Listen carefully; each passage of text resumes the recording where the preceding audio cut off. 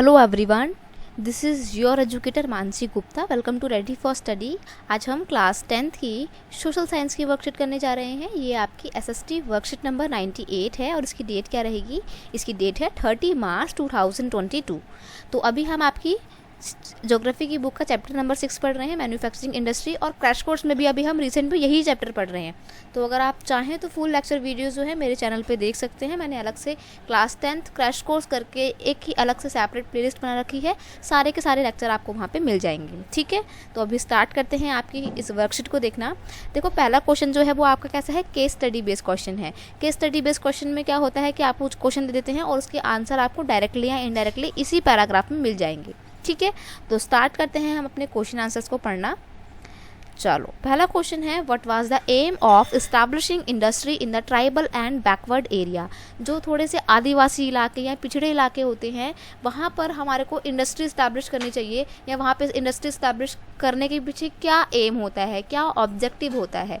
तो the main of aim of establishing industry in the tribal and backward area is to bring down regional disparities between the developed region and the backward areas. अब देखो, कुछ state क्या है India में काफ़ी develop हो गए हैं, और कुछ स्टेट जैसे कि यूपी है, उड़ीसा है, बिहार है, ये वैसे स्टेट हैं जहाँ पे आज भी बहुत ज़्यादा गरीबी देखने को मिलती है। तो ये जो बैकवर्ड से स्टेट हैं, बैकवर्ड से एरिया है, यहाँ पे क्या करना है, यहाँ पे अगर हम ज़्यादा से ज़्यादा इंडस्ट्री लगाएंगे तो ये जो स्टेट है ना, अगले 2 से 3 सालों में बहुत ज़्यादा ग्रो कर जाएंगी, और जो वेल डेवलप्ड स्टेट है ना, उनके जितनी ही ये लोग भी पावर रखने लग जाएंगे। तो जो एक डिस्पैरिटी है ना आज इनके बीच में, अगर हम इंडस्ट्री लगाएंगे तो वो डिस्पैरिटीज़ को कम कर सकते हैं, ठीक है। तो ये होता है मेन ऑब्जेक्टिव किसी भी एरिया में इंडस्ट्रीज लगाने का। क्वेश्चन नंबर 2 है, what was the main philosophy behind the public sector industries and the joint sector venture in India. तो पब्लिक सेक्टर और जॉइंट सेक्टर में क्या क्या डिफरेंस होते हैं? द मेन डिफरेंस नहीं पूछ रहा है, वो पूछ रहा है कि क्या क्या ऑब्जेक्टिव होते हैं, क्या उद्देश्य होते हैं, क्या फिलॉसफी होती है मेन। तो भाई, main philosophy behind the public sector and joint sector industry is that public sector and the joint sector help in eradication of the unemployment and the poverty, यानी कि गरीबी हटाने में और बेरोजगारी को दूर करने में ये इंडस्ट्रीज़ बहुत ज़्यादा हेल्प करती हैं। इसलिए इनका मेन फिलॉसफी यही होता है कि ज़्यादा से ज़्यादा गरीबी को हटाना है। It also aimed at bringing down disparity by establishing industry in the tribal and backward area. और देखो, मेन फिलॉसफी एक ये भी होती है कि अलग अलग जगह में इंडस्ट्री लगा के क्या होता है, जो रीजनल डिस्पैरिटी है हम उसको भी नीचे ला सकते हैं या उसको ख़त्म कर सकते हैं, ठीक है।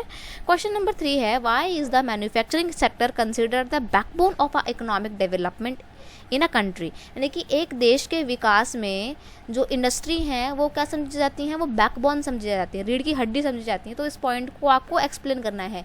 ये काफ़ी इंपॉर्टेंट क्वेश्चन है, ये आपके पेपर में ना 5 मार्क्स का भी पूछ सकता है, इसलिए मैं 5 पॉइंट्स लेकर आई हूँ। बाकी अगर आप चाहें तो कोई सी भी 2 पॉइंट अपनी कॉपी में नोट डाउन कर सकते हैं, लेकिन आपके प्रैक्टिस के लिए मैं 5 पॉइंट्स लेकर आई हूँ। हम पढ़ लेंगे एक बार भाई क्या क्या क्यों मैन्युफैक्चरिंग इंडस्ट्री को बैकबोन समझा जाता है। तो देखो, manufacturing industries not only help in modernising the agriculture which forms the backbone of our economy, they also reduce the heavy dependence of the people on agricultural income by providing them jobs in secondary and tertiary sector।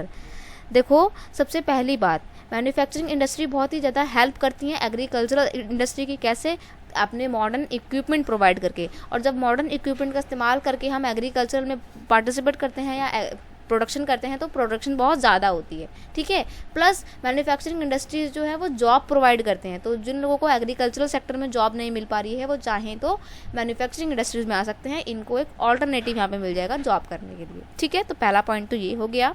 Point number 2 है, industrial development is a precondition for eradication of unemployment and poverty from our country.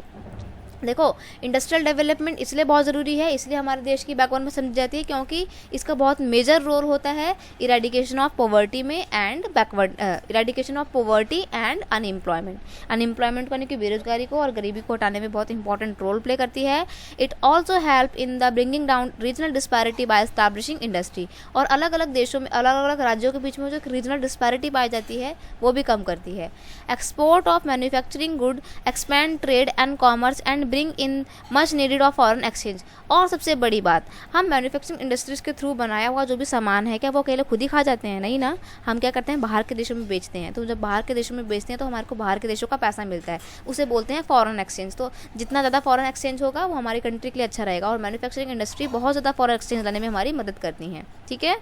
Point number 5 है, countries that transform their raw material into a wide variety of furnished goods of high value are prosperous. अब देखो, जो countries अपने raw material की बजाय manufacturing industry में बनाया हुआ फिनिश गुड्स बेचती हैं, तैयार माल बाहर के देश में बेचती हैं, वो ज़्यादा प्रॉस्पेरस होती हैं, क्योंकि मैन्युफैक्चरिंग इंडस्ट्री के थ्रू बनाया हुआ तैयार माल ज़्यादा महंगे दामों में बिकता है। ठीक है।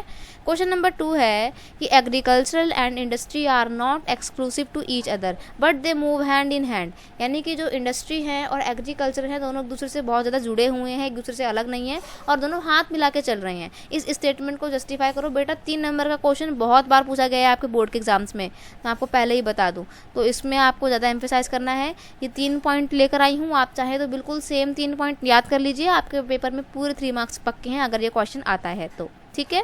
बाकी मैं बता देती हूँ, agro based industry are given a major boost to the agricultural by raising its productivity. अब देखो, जो इंडस्ट्री अपने रॉ मटेरियल के लिए एग्रीकल्चर पे डिपेंड करती है, जिन्हें हम एग्रो बेस्ड इंडस्ट्री कहते हैं, अगर उनको एग्रीकल्चर प्रोडक्ट्स के थ्रू अगर अपना रॉ मटेरियल नहीं मिलेगा तो वो कैसे सर्वाइव कर पाएंगी, बंद हो जाएंगी। तो इसलिए भाई इंडस्ट्री जो है वो बहुत ज़्यादा डिपेंड करती है एग्रीकल्चर पे। सिमिलरली एग्रीकल्चरल सेक्टर जो है वो अपने मॉडर्न टेक्निक्स के लिए, मॉडर्न इक्विपमेंट्स के लिए, जैसे कि भाई पीवीसी पाइप्स हो गए, इरिगेशन पंप हो गए, इंसेक्टिसाइड हो गया, फर्टिलाइजर्स हो गए, ये कहाँ बनते हैं? मशीनों में बनते हैं, और ये इंडस्ट्रीज में बनते हैं। तो इसलिए एग्रीकल्चरल सेक्टर भी अपने इक्विपमेंट्स के लिए इंडस्ट्रियल एरिया में या मैन्युफैक्चरिंग इंडस्ट्री में डिपेंड करता है। तो दोनों एक दूसरे पे इंटर डिपेंड है।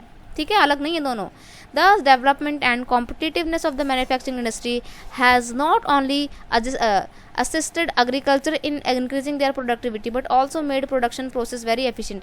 अब देखो, ना सिर्फ जो हमारा मैन्युफैक्चरिंग इंडस्ट्री है ना सिर्फ एग्रीकल्चर प्रोडक्शन को इम्प्रूव करता है, बल्कि हमारी जो एग्रीकल्चर है उसको एफिशिएंट भी बनाता है। ठीक है।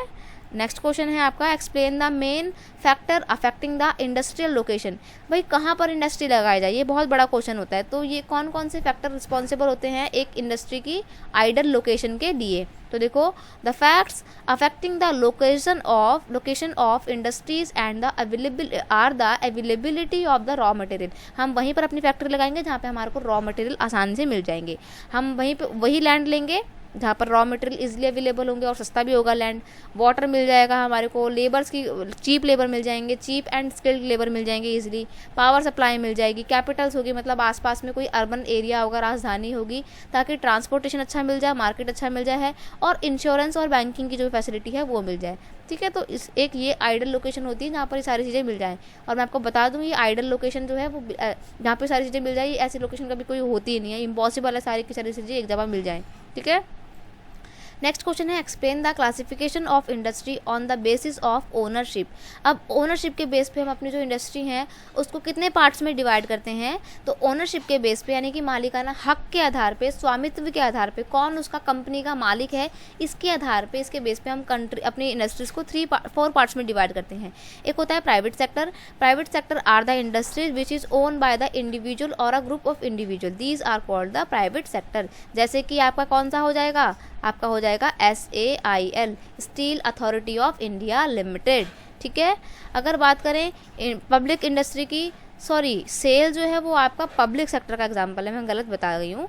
पब्लिक सेक्टर में आपका सेल, भेल आ जाएगा। ठीक है। पब्लिक सेक्टर वो होता है जो गवर्नमेंट रन करती है। और जो प्राइवेट सेक्टर हो जाएगा, इसमें आपका कौन सा आ जाएगा? इसमें आपका आ जाएगा टाटा। टाटा ना, रतन टाटा जी की टाटा। तो टाटा एक प्राइवेट कंपनी है, तो आप टाटा लिख देंगे। और बाकी यार प्राइवेट कंपनी तो आपको बहुत सारी पता है, टाटा है, इन्फोसिस है ना, रिलायंस है मुकेश अंबानी की, ये सब प्राइवेट कंपनी है।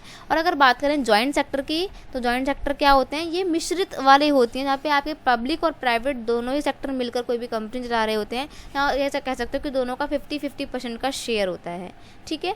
मारुति उद्योग इसका एक अच्छा एग्जाम्पल है, और इंडियन ऑयल भी इसका अच्छा एग्जाम्पल है। ठीक है। अगर हम बात करें कोऑपरेटिव सेक्टर की, तो कोऑपरेटिव सेक्टर क्या होता है? कोऑपरेटिव सेक्टर में जितने भी लोग प्रोडक्शन में शामिल होते हैं ना, वो सारे के सारे लोग इसकी मालिक होते हैं। तुमने सोशलिज्म वाले चैप्टर में पढ़ा होगा कि जो लोग मिलकर सारी खेती करते हैं क्या होते हैं, वो कोऑपरेटिव्स बना लेते हैं, यानी कि जो भी फायदा होगा सब लोग मिलकर आपस में बांट लेंगे, उसे बोलते हैं कोऑपरेटिव सेक्टर। ठीक है।